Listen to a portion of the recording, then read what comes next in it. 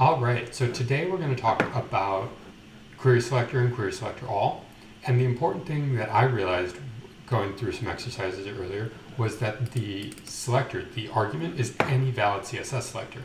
That means that it's not just p tags or a tags, but you can do class names, links, or class names, IDs, etc. So let's see how that might work. You can also chain them together. So basically anything that you would do in your CSS, you can do in the argument for querySelector. Let's say const first paragraph is equal to document.querySelector of p. Great. Now when I look at first paragraph, you can see it already highlights the first paragraph over here.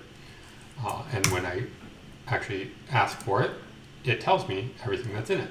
All right, moving right along. What about the links of that first paragraph? So first paragraph links equals document.query, sorry, not document. This is where you can chain. So since the document.querySelector returns the actual element, I can chain them together. And now I want to do all links within that and within that first paragraph links. Look at that. It returns a node list. Now these node lists are iterable, and we'll see that in a moment. And then the last thing I want to see is actually more complicated query selectors, because this was one of those things that kind of blew my mind when I put it together. So let's say all links in paragraphs. Document.querySelector all, and then what you might do here is say we want the p tags because we're grounding. We only want the links in the paragraphs, right? We don't want this link over here, which is in an h tag. And now all links in paragraphs returns 19 nodes. And if we hover over them, we can see we're flipping down, but between 2, I guess it's 3 and 4, we skip right over this link right here.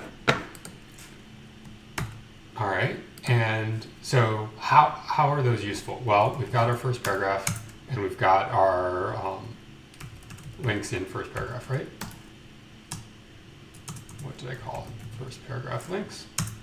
Okay, so what if we wanted to say first paragraph dot style and change the background? Oh, okay. But now it's a little bit hard to see our blue links, so let's say first paragraph links dot style dot back dot color equals red.